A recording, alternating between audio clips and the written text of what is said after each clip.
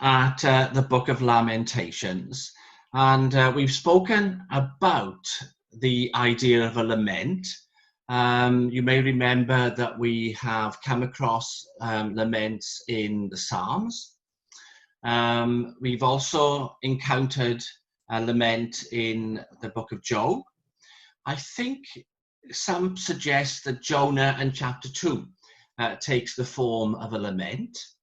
And here we have 5 laments. Strictly speaking, you have 4 with a prayer, but you can equally refer to all 5 chapters as laments. So what do we know about a lament? So the idea of a lament is that it is addressed to God, and it's an outpouring of one's experience of suffering.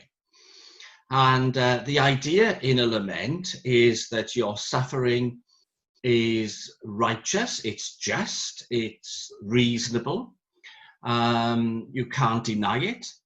And there's a sense in a lament that the suffering is linked to God. God may be responsible, God may have initiated, there's some sort of relationship there. So the person who offers a lament addresses God in the light of his or her suffering, telling God that there is this responsibility. In a lament, you will often note a moment where the lament turns and it moves on from the complaint to what's then called the confession. So the first half of a lament would be the complaint, and then you have this idea of confession. And confession can take the form of confession of sin. It can also take the form of a confession of trust, a confession of hope. So there is this sense that a lament moves. And in the confession element, you might often have elements of praise and thanksgiving. So we have 5 laments. Then let's settle to that. We have 5 laments traditionally attributed to Jeremiah. And the occasion for these laments is the final destruction of the city of Jerusalem. So these are what are known as city laments. Jeremiah is he's an observer. He has witnessed the destruction of Jerusalem by the Babylonians. And these laments picture him traveling around this ruined city, and he makes observations. He's the prophet who predicted that Jerusalem would end, but he's now moving from prediction into lament. So what you don't find in these laments is any note of optimism about the future or any predictions. So he's observing, and he's observing the ruined buildings. He looks at the gate and he sees the gates lying in ruins. He's observing the behavior of the people who have been left behind. He notices that they have to struggle to find food. And in the laments, he'll present us with images of children poking around in rubble and piles of stone. He'll tell us about children looking for bread. He will then observe, which is very distressing to us, he'll observe moments of cannibalism, whom he describes as the comfort women of Jerusalem. How else can you put it? They're eating their own children. So he observes that. And as he goes around the city, what Jeremiah will also do is he will tell you what he doesn't see. So he is making a contrast between the Jerusalem that is in ruins and the Jerusalem that was. So, for example, he'll tell us that you no longer see the men gathering at the gates. You no longer see the elders discussing their understanding of the Old Testament, for example. You no longer see crowds going to Jerusalem to the temple. So he's reporting what he observes, but he's also observing what he can't see. He's observing the changes in this city. So these poems then are a reflection on Jeremiah's observation. So let's take a look at them then. And we know, don't we, from previous encounters with these laments, that the first four take the form of acrostic. So that simply means that there's 22 verses in the first and the second and the fourth. There are 22 letters in the Hebrew alphabet, and each verse begins with a letter of the alphabet. So we have Aleph to start with, and so we work our way through the Hebrew alphabet. So 22 letters, 22 verses. In the third lament, you have 66 verses. You have a trebling of the acrostic idea. Now, one of the things to think about is, why does Jeremiah take this form? And usually, acrostics are an aid to memory. But it's very unlikely that these are aids to memory. So why do you think then that he's choosing this form to express his observations? And why does the third lament treble up this idea of observation? You have in the story of Elisha a doubling. You also have in Isaiah, when he brings in the second half of his book, you have a doubling. But here we have in the third lament the idea of a tripling. And what you need to then think about is the second issue. Why? Why does Jeremiah introduce this threefold idea then into his third lament? So let's take a look at that. I should have mentioned the fifth lament takes the form of a prayer. Now again, it's got 22 verses, but for those who know better, they say that the verses aren't based on the Hebrew alphabet. And each letter of the alphabet then forms a verse, and the verse takes the form of 3 lines with reflection. So let's have a look at them in turn.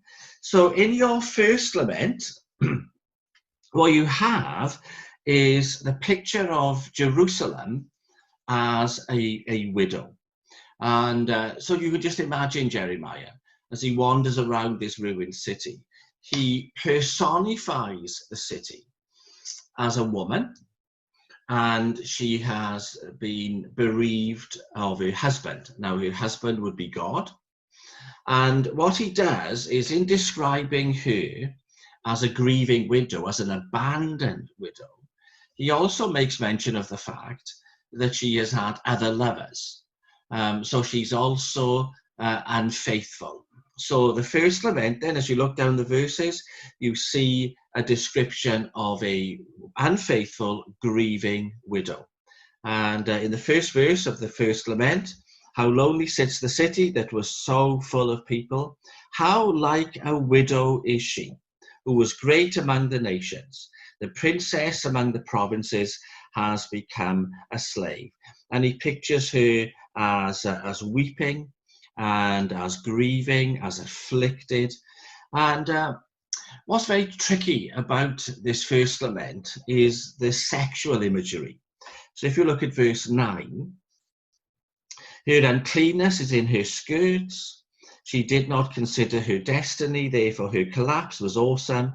She had no comforter. O Lord, behold my affliction, for the enemy is exalted. And there's moments in all of the laments where you have a first-person voice. And so what happens is this widow, she speaks. And she speaks to God, but she also speaks to the observer. And very famously in verse 12, we have there, is it nothing to you, all you who pass by? Behold and see if there is any sorrow like my sorrow, which has been brought on me, which the Lord has inflicted in the day of his fierce anger. And so she depicts her husband God as a jealous husband who has brought about her ruin. the ruin of her reputation because of her unfaithfulness. So there's the idea, the imagery of the first lament. If you then move across to the second lament, and you can see the shift of focus here, because the focus in lament number 2 is on God. And God is not depicted for us in this lament as a husband, rather he's described as a warrior. And he's a warrior who sets himself against Jerusalem in order to fight against her. So the second lament, chapter 2 and verse 4. Standing like an enemy, he has bent his bow. With his right hand like an adversary, he has slain all who were pleasing to his eye. On the tent of the daughter of Zion, he has poured out his fury like a fire. And this is very poignant because, of course, the city of Jerusalem had just been destroyed by an enemy, the Babylonian enemy. And here you have God, the Lord. And don't forget, that's a very significant phrase. So it runs through, particularly the first part of this lament. You have the Lord, the Lord, the Lord, verse 7, verse 8, you can see it. And as you then go through this second lament, you have Jeremiah introducing himself to us. So if you look at verse 11, my eyes fall with tears, my heart is troubled, my bile is poured on the ground because of the destruction of the daughter of my people. And here's the element of lament. Remember, laments are addressed to God. And so here we have in this second lament, Jeremiah addressing himself to God and complaining to God and asking God to think about what it is that he has done in becoming an enemy of the people. So that's the second lament. If you turn to the third, and so see how it works. In the first lament, it's she, her. So Jerusalem, the woman. In the second lament, it is the Lord, the warrior. And then in the third lament, you have the most personal. You have the word, the pronoun I. And I runs throughout this third lament. So verse 1, I am the man who has seen affliction by the rod of his wrath. And what you have here is the personal observations and the personal reflection by the prophet himself. And this lament very nicely divides itself for us. So you have his personal complaint that runs from the first verse right down to verse 18. And do you remember I said at the start that the suffering you encounter in a lament is often attributed to God. And here Jeremiah very clearly holds God responsible for his suffering. So if you look at verse 2, he has led me and made me walk in darkness and not in light. Surely he has turned his hand against me time and time again. He has aged my flesh. He has besieged me. He has set me in dark places. He has hedged me in. He has made my chain heavy. You know, there is this idea in a lament that you lay your suffering on God, and you have no qualms at all about saying that God is the one who has caused this to happen to you. Look at verse 16. He has also broken my teeth with gravel and covered me with ashes. And then you get an even more personal appeal to God. You have moved my soul far from peace, and I have forgotten prosperity. So that's the first part of this third lament. And then you get a change of direction. And the change is brought in by one word. And it's by the word remember. And we've encountered this word many times in the Old Testament. It's often attributed to God. It is God who remembers. So you go back to Genesis and God remembers Noah. And here this very important word, which is a covenantal word, the word remember is part of the furniture of the covenant. So what you have then in verse 19 is an appeal to the covenant. And Jeremiah the prophet is appealing to God to remember his covenant, his love, and his mercy there.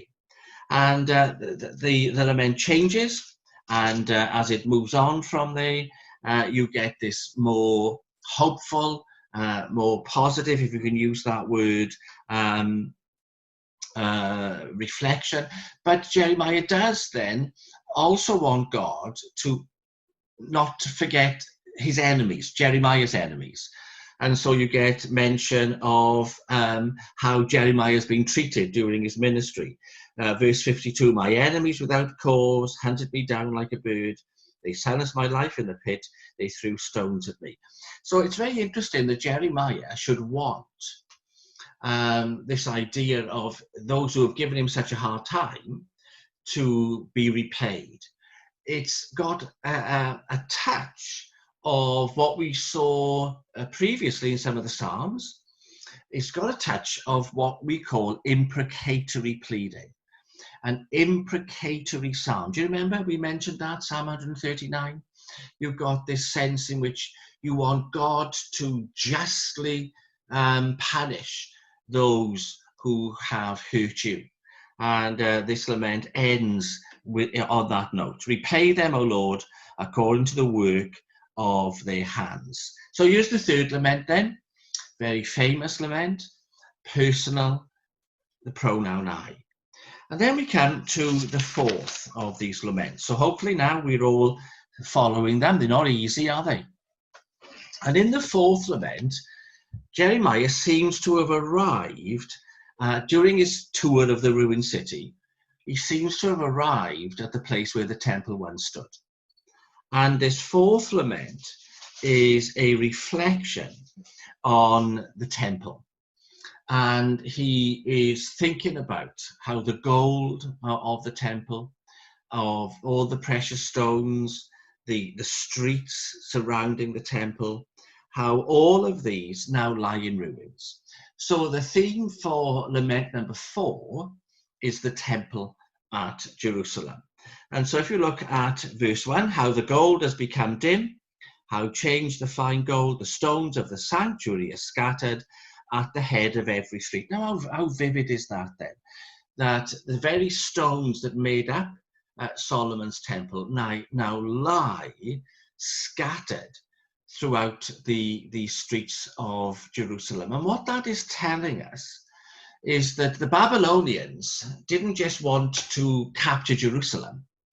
They were intent on the utter destruction of the Mosaic system. They were intent on the destruction of the God of these people, on Yahweh himself. So they have paid specific attention to the destruction of the temple, and they have sought to so destroy it that there is no hope of it being rebuilt in its former glory. And that's what Jeremiah is reflecting on. The precious sons of Zion, valuable as fine gold, how they are regarded as clay pots, the work of the hands of the potter. Now, you know, in the book of Jeremiah, there is the little mini book, the book of the potter, and here is a link to that time in his ministry. And as he goes down then, looking at the destruction of the temple, he sees some raggedy children as they seek to survive. Look at verse 4. The tongue of the infant clings to the roof of its mouth for thirst. The children ask for bread, but no one breaks it for them.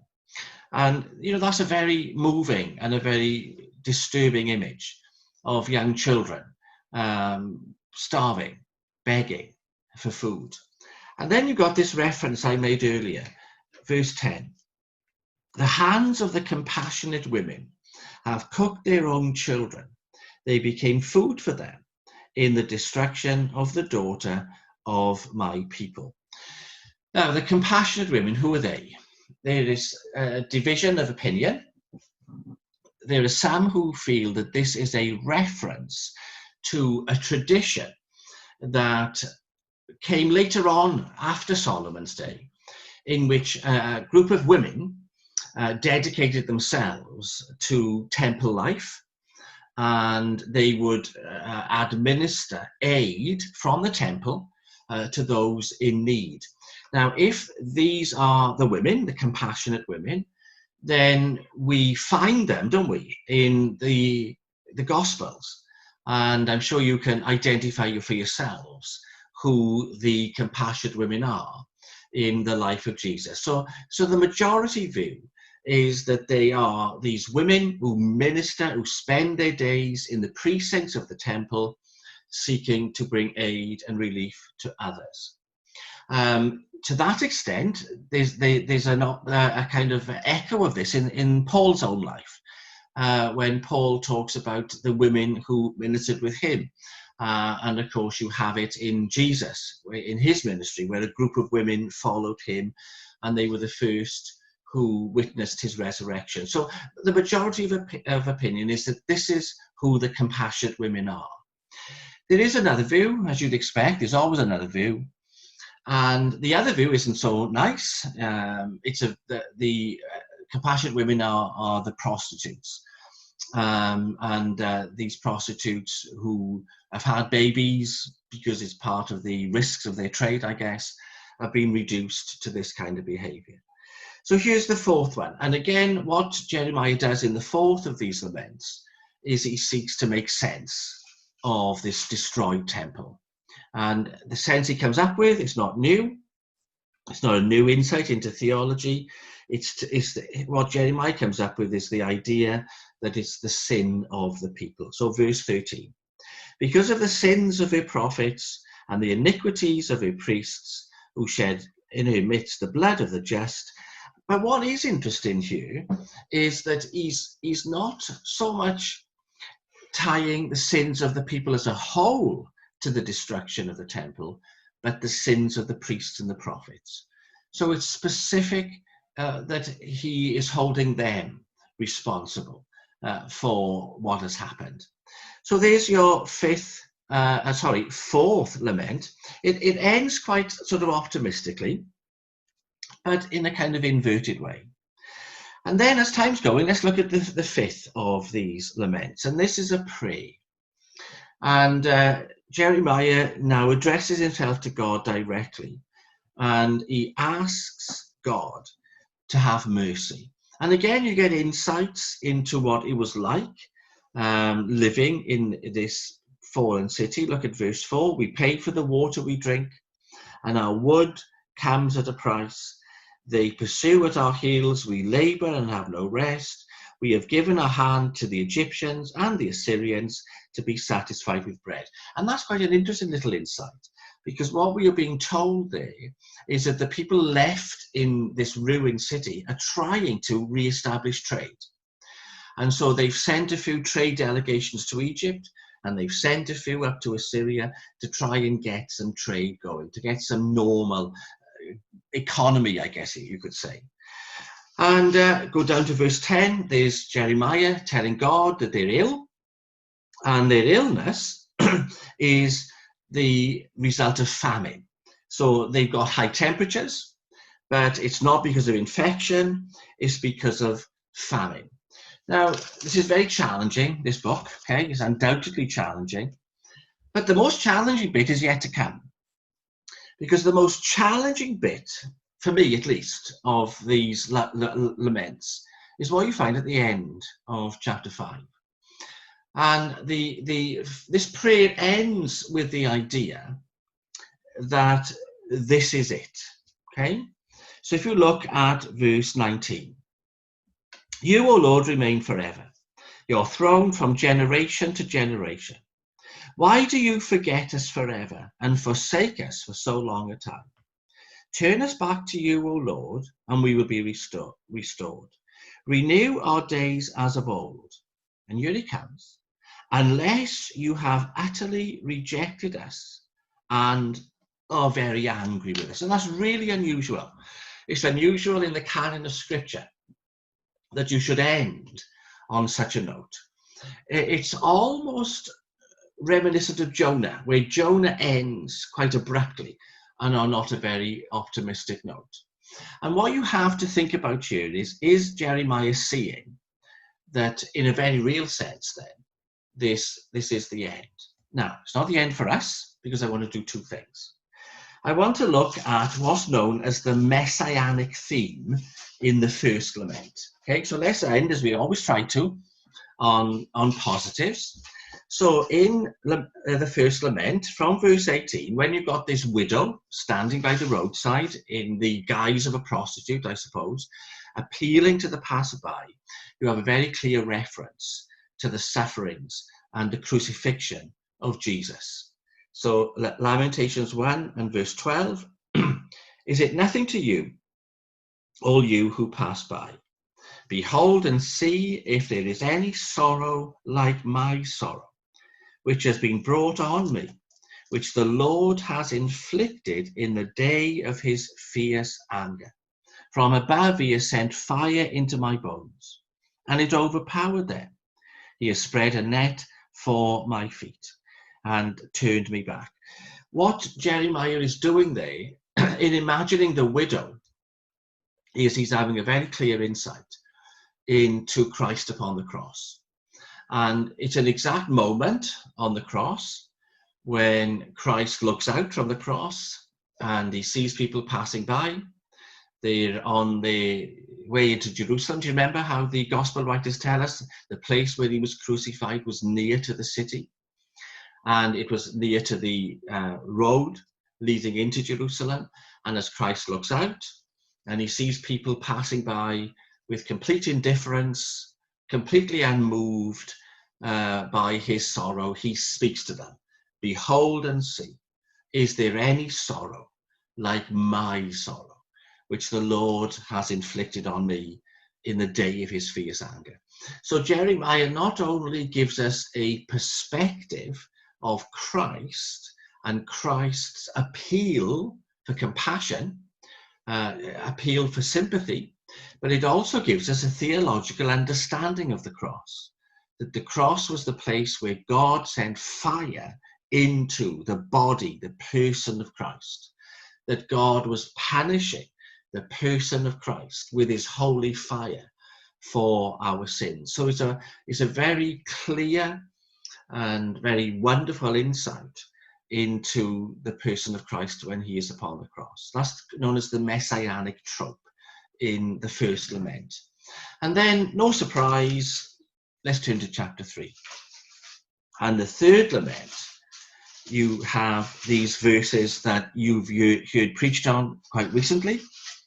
And we sing a hymn based on these verses often, and we know them well.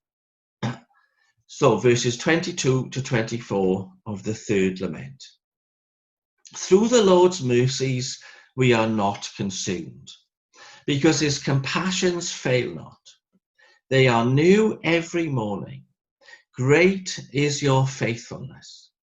The Lord is my portion, says my soul. Therefore, I hope in him. Now, can I just say two things? What you have to work out here are two things. What do these verses mean? But why are they here? How do they fit into this broader theme of a lament? Because most people agree that these verses need a lot of work to be done to them in order to make them fit into this idea of a ruined city and what might be the end. Okay, so you really do have to think of the context, or how do we make sense of the context? And then the actual verses themselves, the key to unlocking these verses is the idea of covenant.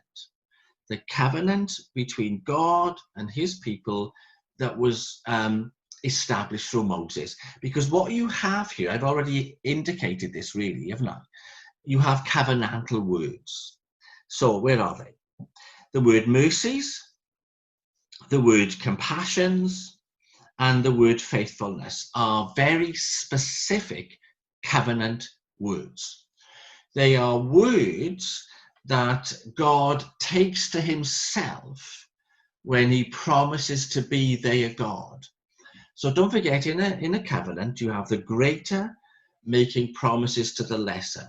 So here, the greater, who is Yahweh, who is the Redeemer God, he makes the promise to his people that he will be the God of mercies, the God of compassions, and the God of faithfulness.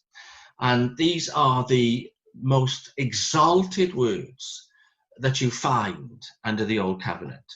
Covenantal mercy, it's covenantal faithfulness, and it's the compassion of the covenant that Jeremiah is reflecting on. So those are the most important words. And then when he says they are new every morning, the idea there is that God does not hold over us what happened yesterday. Every day is a new beginning. And so part of this idea of covenant is that it isn't a covenant that gets stuck in the past. It's a covenant that is a living covenant. So this is the idea that Moses first encountered. I am the God of Abraham, of Isaac, and of Jacob. It's what you get when Jesus says, do you remember when he was having that conversation about the resurrection? Have you not heard? God is not the God of the dead, he is the God of the living. This idea of new every morning is the idea that the past is gone. There is no past with God. There is no before with God. There is no yesterday with God. Because he is the living God, then his compassion, his mercies, and his faithfulness are renewed. They are available again. They are, I guess you could say, perhaps you think I shouldn't, but you could say they are as fresh as paint. There is a freshness, a newness to the compassion and the mercy and the faithfulness of God with every day that comes around. God lets go of that which has gone before. Now, again, you see, you can look at the words here, can't you? And then you come back to the first question. How do we fit that in to the context as a whole? Okay, so let's discuss certain things then. Why do you think it's an acrostic? Why does he go through the alphabet like this? Why is the third one trebled? How do we put these wonderful verses in chapter 3 into a context? And how do we hold them for ourselves? So that's the book of Lamentations.